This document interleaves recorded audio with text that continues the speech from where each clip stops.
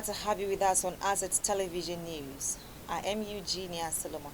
First, the headlines. Nigeria hosts Maiden Ecowas Economic Summit in Abuja. Labour Party replaces elective congresses with debate to choose aspirants. Dangote to release 4,000 tankers for direct-to-depot supply. And now the news in detail. Nigeria is set to welcome the 2025 West Africa Economic Summit in Abuja from June 20th to 21st. The summit will take place at the Bola Tinubu International Conference Center and will gather government leaders, business figures, development organizations, and young innovators from West Africa and other regions. Speaking to journalists in Abuja, Minister of Foreign Affairs Yusuf Tugar said Nigeria is taking the lead to ensure regional economic integration and security. Our correspondent Omike Matthew was there and files in this report.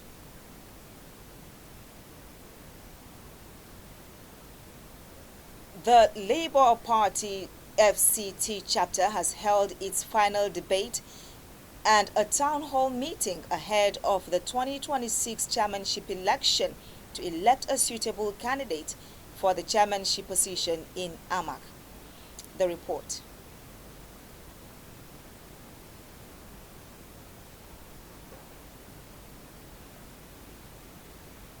The debate themed My Manifestos was conducted among 5 debaters in AMAC, Abuja. In his opening remark, the Labour Party chairman, AMAC Ifeanyi Uzochukwu, who is also the convener, said the goal of the debate is to inform and empower the electorates so that their votes will be as informed and meaningful as possible.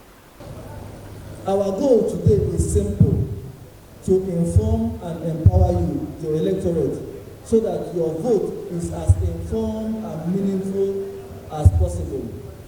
Based on the challenge I witnessed yesterday with the screening. All the aspirants took their turn, one after the other, to reel out their manifestos to the town hall gathering. They talked about security, health, infrastructure, among others. One chance is troubling us in this town. If I come on board by God's special grace, I shall tackle it by working with the security men, security agencies, working with the police, giving them training where is necessary, helping them with equipment to combat crime. Most of our public plots have been diverted and converted to personal use. We are aware of some of these issues, and those are the issues we intend to tackle by reclaiming public plots that have been diverted and ensuring they are put to use for the good people of Abuja Municipal Area Council, ensuring we have recreational facilities around that will service the people of that district and that area within Abuja Municipal Area Council, and ensuring that we have drainages, we have road networks within our community. That is why my vision is to digitalize AMAC. My vision is to make AMAC a mega city, investing in education, investing in infrastructure development, investing in health and well-being, investing in even environmental sustainability. No one's talking about that yet. Then you talk about security.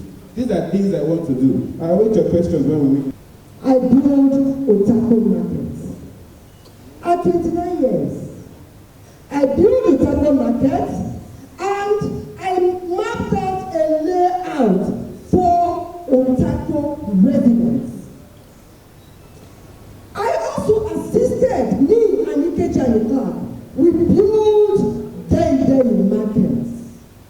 My agenda cuts across so many things such as development in education, health, rural infrastructure, youth empowerment, agriculture and ICT, among others.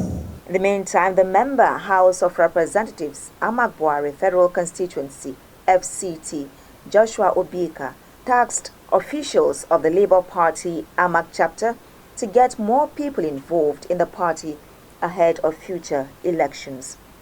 Obika gave the charge during the Labour Party FCT South-South Forum Town Hall meeting held in Abuja.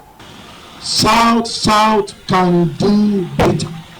I know the number of Ishekris in this town. I know the number of the Jaws in this town.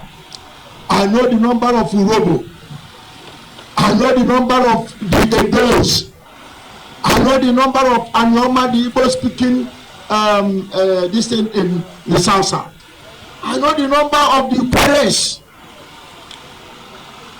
I know the number of the Cabarets. If from all these tribes that I have mentioned today that we were able to pick even 30 people from it, I know that here will be filled up with people. So, being interested in that politics that we are talking about, I'm urging you, South will have a very big job to do. Go out there and bring your people to Labour Party. South have every reason to be prominent in this party as far as FCT is concerned. Chairman of the South-South Geopolitical Zone of the FCT Labour Party, Edward Akigbe, in an interview said the town hall meeting was earlier slated for 3rd May, but was postponed due to some challenges in the party, assuring that the issues in the party have been resolved. The main challenge was that Aburi was not the chairman of the Labour Party. Now, it's clear by the action of INEC. You don't need any sincere anymore.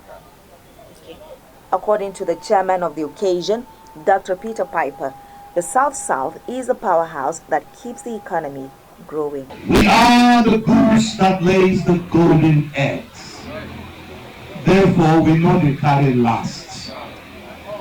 The municipal election in the entire FCT depends on the South-South. Legal advisor of FCT Labour Party and Planning Committee, chairman of the event, Luke Enelichi, thanked God for a peaceful event. To me, it's wonderful. Not about the number that matters, it is the quality of an event. 1 million people are here and they are fighting and quarreling and shouting and it don't make any meaning. But from what we have learned today, the value that has been impacted in all of us to appreciate, especially on the topic of today's event, like the theme of today's event, that says that with a visionary leader of the visionary leaders, the new Nigeria is possible. At the town hall meeting was a display of cultural dances showcasing the states that made up the South-South geopolitical zone. Well, the Nigerian Navy Ship Pathfinder stated that its operatives have destroyed 5 illegal refining sites in the Ogba, Egbema, Ndoni local government areas of a river state, while the Navy said the sites used for massive illegal bunkering activities in the area had 62 ovens, 21 reservoirs, and 55 dugout pits containing approximately 50,000 liters of suspected stolen crude oil. The sites also contained 83,000 liters of illegally refined automotive gas oil and 20,000 liters of refined kerosene unlawfully.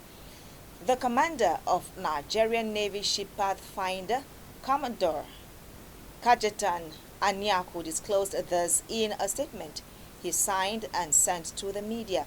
Anyaku said the feat followed a recent operation against crude oil theft and illegal bunkering activities in the area, and 14th June 2025 by the NNS Pathfinder tactical team.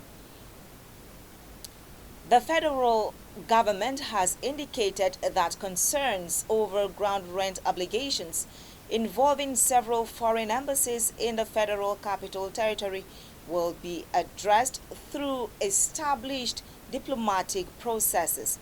The Ministry of Foreign Affairs says the matter would be taken up with the Federal Capital Territory Administration and handled accordingly. The assurance followed reports that the FCTA might take enforcement action, including the possible sealing of 34 agencies over unpaid ground rents dating back to 2014. According to a public notice from the FCTA, the embassies collectively owed over 3.6 billion naira in unpaid ground rents.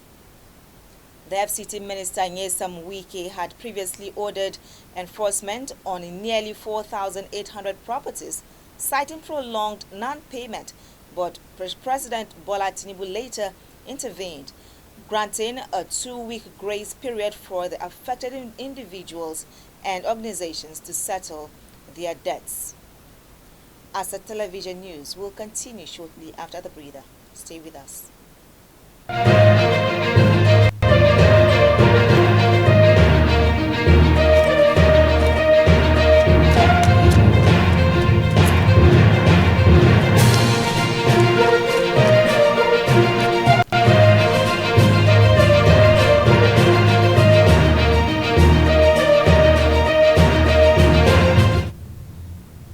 Glad you're still there. It's still Assets Television News.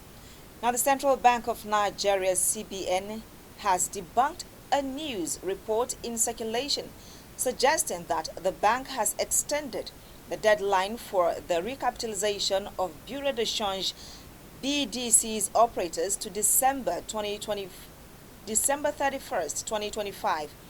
The CBN, through its acting director of the Corporate Communications Department, Hakamasidi Ali, described the information as false, misleading, stressing that it should be disregarded. According to her, the bank has not granted such extension beyond the previously communicated deadline of June 3rd, 2025. She consequently urged the general public, journalists, media platforms, and all stakeholders to consistently verify information directly from official CBN sources, such as the bank's website and authorized communication channels, before publishing or sharing news about the bank and its regulatory directives. She stressed the CBN's commitment to ensuring transparency, stability, and compliance in the foreign exchange market, and will continue to engage with all relevant stakeholders in accordance with its statutory mandate. Now, the Dangote Petroleum Refinery has announced plans to begin nationwide distribution of premium motor spirit, also known as petrol and diesel, from August 15, 2025. The company is deploying 4,000 brand new compressed natural gas powered tankers to boost delivery capacity and improve access to fuel across the country. The offer, according to the statement, is open to marketers, petrol station dealers, manufacturers, telecom operators, aviation firms, and other large-scale fuel users. The firm also disclosed plans to support distribution through the establishment of daughter booster CNG stations and a dedicated fleet of over 100 gas-powered tankers. On the foreign scene now, strikes by Israel and Iran continue as the conflict between the two countries enters into the fourth day. 22 people have been killed in Iran's strike across central Israel overnight, with dozens of others injured, according to Israel's National Emergency Agency. On Sunday, Israeli strikes killed the chief of Iran's Armed Forces Intelligence Unit. Israel began attacking Iran on Friday, hitting nuclear facilities, military sites, and populated areas. Iran has responded with drones and ballistic missiles. With that story, we end the news. Do well to follow us on all our social media handles for more updates and programs. On behalf of the entire news crew, I am Eugenia Solomon. Thank you for watching.